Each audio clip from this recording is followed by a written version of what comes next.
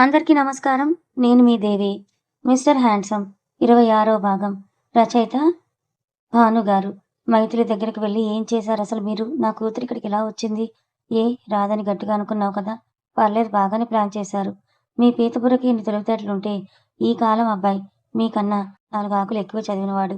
అంత పెద్ద సామ్రాజ్యాన్ని సింగిల్ హ్యాండ్‌తో నడిపిస్తున్న నా జైకి ఇంకెన్ని తెలివితేటలుండాలి? అఖిలాండేశ్వరి గారు అని స్టైల్‌గా నిలబడి చేతులు కట్టుకొని సూటిగా చూస్తూ అంటుంది మైథిలి.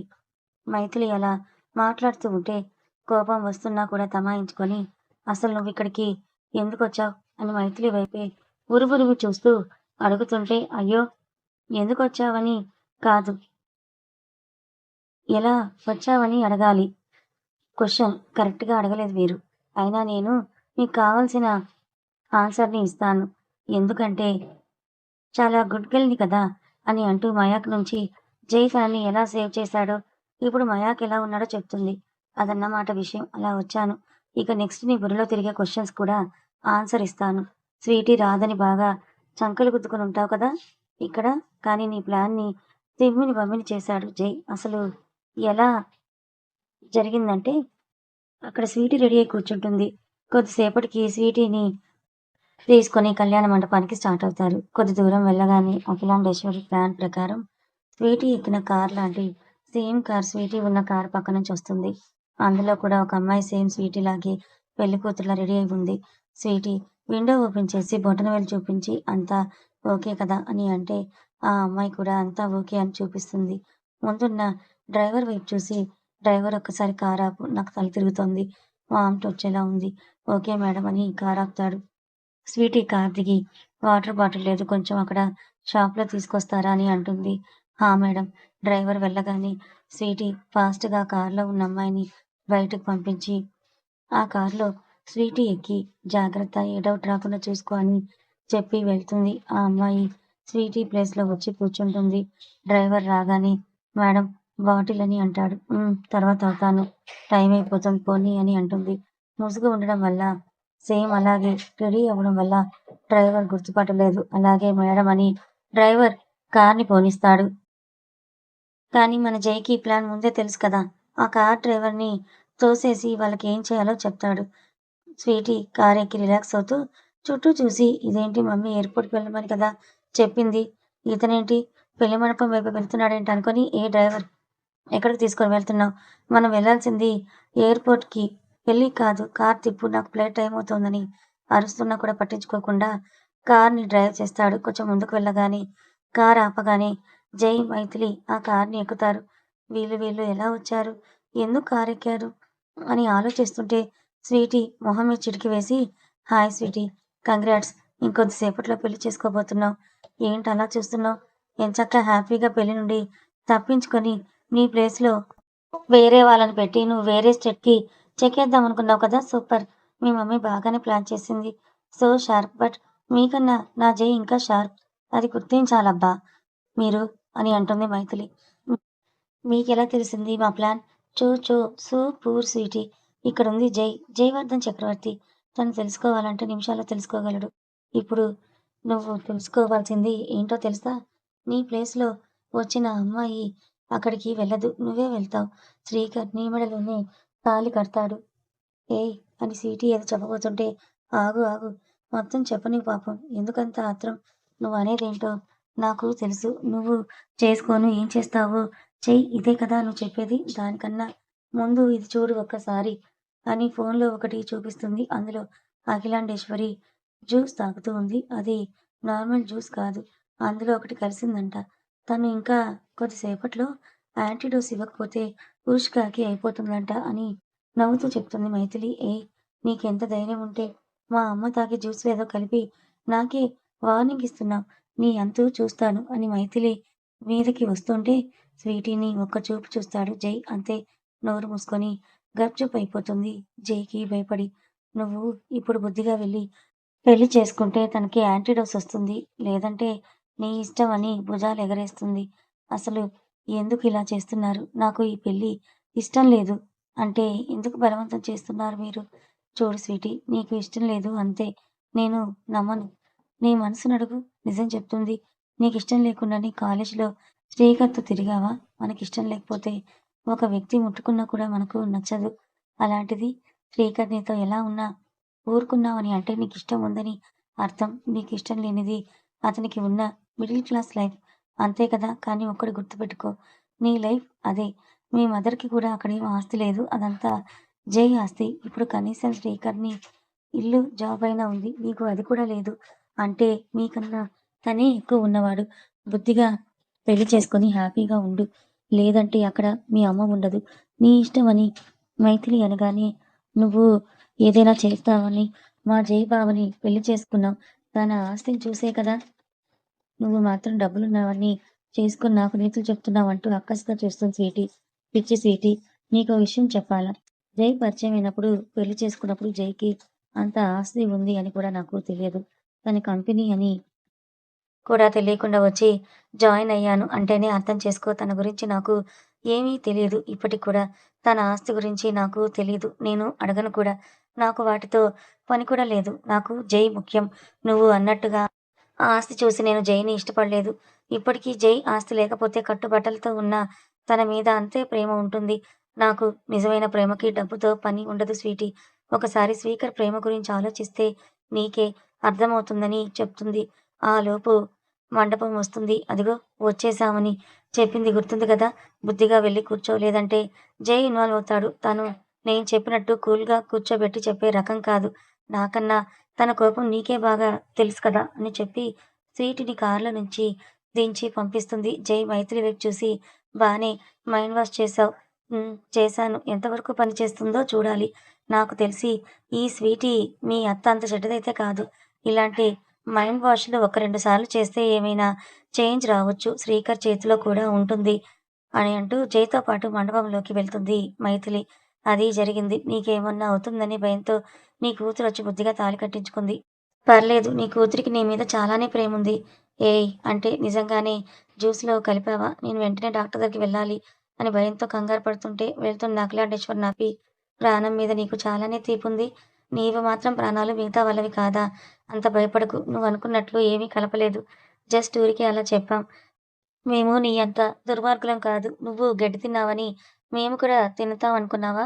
నువ్వు చేసినట్టు చేస్తే నీకు, మాకు తేడా ఏముంటుంది? వెళ్ళు. అక్కడ నీ కూతుర్ని ఆశీర్వదించు. నీ గురించి జైకి అన్నీ తెలుసు. అయినా ఏమీ చేయడం లేదు. ఇప్పుడే నిన్నేం చేయడు. ఎందుకంటే ముందు ముందు నువ్వు చూడాల్సినవి చాలా ఉన్నాయి. రెడీగా ఉండు. ఇన్ని రోజులు నువ్వు ఆట ఆడావు. ఇప్పుడు మేం ఆట ఆడతాం.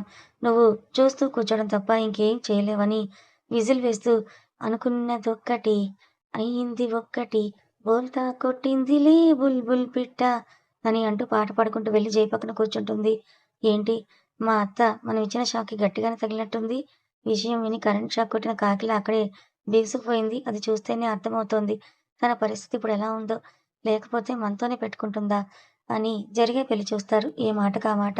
వాళ్ళ పేరు చాలా బావుందంటుంది మైథిలి. మనకన్నానా? అంటూ మైథిలి భుజం చుట్టూ చేయేసి అడుగుతాడు. కాదనుకో. కానీ వాళ్ళది కూడా చాలా బావుంది. ఇద్దరూ అందంగానే ఉన్నారు. మీ మరదలు గారు కొంచెం అర్థం చేసుకొని మారితే తన కాపురం బావుంటుంది. చూద్దాం ఏం జరుగుతుందో. శ్రీకర్ తాళి కట్టి స్వీటీ వైపు చూసి welcome, welcome to my world Mrs Srikar అని అంటాడు. కోపం, బాధ, నిస్సహాయత, నిరుత్సాహం అన్నీ కలిపి ఏం చేయలేక శ్రీకర్ వైపు చూసి మొహం తిప్పేస్తుంది. పాపం అఖిలాండేశ్వరి ఇంకా అదే షాక్‌లో ఉంది. పంతులు గారు పిలిచిన పిలుపుకి తేరుకొని ఏం చేయలేక జై మైథిలి ఇప్పుడు కాదు తర్వాత మీ అంతు చూస్తా అని వెళ్ళి ఇష్టం లేకపోయినా వెళ్ళి భర్తతో కలిసి వాళ్ళని ఆశీర్వదిస్తుంది. పెళ్ళంతా అయిపోగానే అమ్మాయిని అప్పగించాలని పంతులు గారు చెప్పగానే కూతుర్ని చూసి అఖిలాండేశ్వరికి ఏడుపొస్తుంది. స్వీటీ కూడా తల్లిని పట్టుకొని ఏడ్చేస్తుంది. ఊరుకో తల్లి మనకిలా ఏడిపించిన వాళ్ళని ఊరికే వదలను. వాళ్ళు కూడా ఏడ్చేలా చేయకపోతే చూడు అని మనసులో అనుకొని స్వీటీ కళ్ళు తుడిచి పంతులు గారు చెప్పినట్టు స్వీటీ చెయ్యి శ్రీకర్ చేతిలో పెడుతుంది. స్వీటీ చెయ్యి గట్టిగా పట్టుకొని "ఫికర్ మత్ కరో అత్తా! నీ కూతురు సంగతి నేను చూసుకుంటాను కదా!" ఏంటి? అన్నట్లు చూస్తుంది శ్రీకర్ వైపు. అదే నీ కూతురు నిన్ను బాగా చూసుకుంటాను అని చెప్తున్నా అత్తా గారు అని సాగదీస్తూ చెప్తాడు. ఇలా స్వీటీని అప్పగిస్తుంటే మైథిలికి కూడా ఏడుపొస్తుంది. ఓయ్! నువ్వెందుకు ఏడుస్తున్నావు? అంటూ మైథిలిని పక్కకు తీసుకెళ్తాడు. ఏం లేదు జై. నేను ఒక ఆడపిల్లనే కదా! మా వాళ్ళని వదిలి నేను కూడా రావాలి కదా! ఇప్పుడు కూడా అక్కడే ఉన్నా అనుకో. కానీ ఎంతైనా పెళ్ళైతే మాత్రం మొత్తం చేంజ్ అయిపోతుంది కదా! పుట్టినింటికే ఒక చుట్ట చూపులా వెళ్ళి 2 రోజులు ఉండి రావడమే కానీ, నా ఇల్లని ఇప్పుడు ఉన్న హక్కు ఉండదు కదా! నా వాళ్ళందరినీ వదిలి రావాలి కదా! అంటూ కన్నీళ్లు పెట్టుకుంటుంటే, "ఓయ్ బుట్టబొమ్మ ఏంటిది? ఇలా ఏడవకు. అలా ఏం కాదు. నువ్వు ఎప్పుడు వాళ్ళని చూడాలనిపించినా ఇక్కడికి రావచ్చు.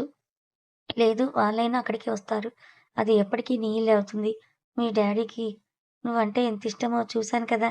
అక్కడ నీకు హక్కు ఎప్పుడూ ఉంటుందని కళ్ళు తుడిచి నువ్వు ఇంటికి వెళ్ళిపో. నేను మా అమ్మతో వెళ్తా." "అదేంటి మీరు రారా అక్కడికి?" "లేదు. మా ఇప్పుడు అత్త చాలా కోపంలో ఉంది. ఆ కోపంలో ఏదైనా చేయొచ్చు. సో, నేను ఇక్కడ ఉంటేనే బెటర్. తనని ఎప్పటికప్పుడు అబ్జర్వ్ చేస్తుండొచ్చు. నీతో వస్తే కూడా లేనిపోని డౌట్స్ వస్తాయి. అనవసరంగా రిస్క్ ఎందుకు చెప్పు. నువ్వు బయలుదేరు. ఓకే జై" అని జైని హగ్ చేసుకొని "మీరు జాగ్రత్తగా ఉండండి. ఓకే. నువ్వు కూడా జాగ్రత్తగా ఉండు. నేను రేపొస్తాను ఓకేనా" అని మైథిలికి కారెక్కిచ్చేస్తాడు.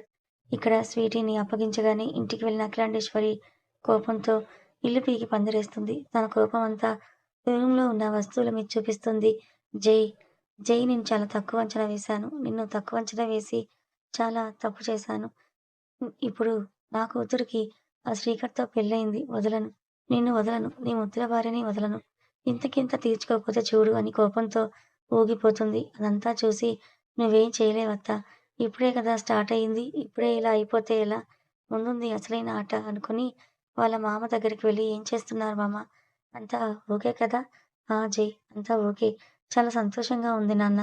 స్వీటీని ఒక ఇంటిదాన్ని చేశావు. పెళ్లి కూడా నువ్వే చేశావు. చాలా థాంక్స్." "అయ్యో మామ మన మధ్య ఈ థాంక్స్‌లేంటి? అంతా సవ్యంగా జరిగింది. టైంకి నువ్వు స్వీటీని తీసుకొచ్చావు. అఖిలాండేశ్వరి ప్లాన్‌ని తిప్పికొట్టావు. లేదంటే అందరి ముందు పరువు పోయేది. అయిపోయింది కదా మామ! ఇక మీద కూడా ఏం జరగకుండా నేను చూసుకుంటా. మీరేమీ కంగారు పడకండి. అలాగే ఇక మీదట అత్త కూడా ఇక్కడే ఉంటుంది. ఉండేలా చేస్తా. మార్నింగ్ నుంచి అలసిపోయారు కదా! రెస్ట్ తీసుకోండి, పడుకోండి అని చెప్పి తను కూడా ఫ్రెష్ అయ్యి బెడ్ మీద వాలి మైథిలికి ఫోన్ చేస్తాడు.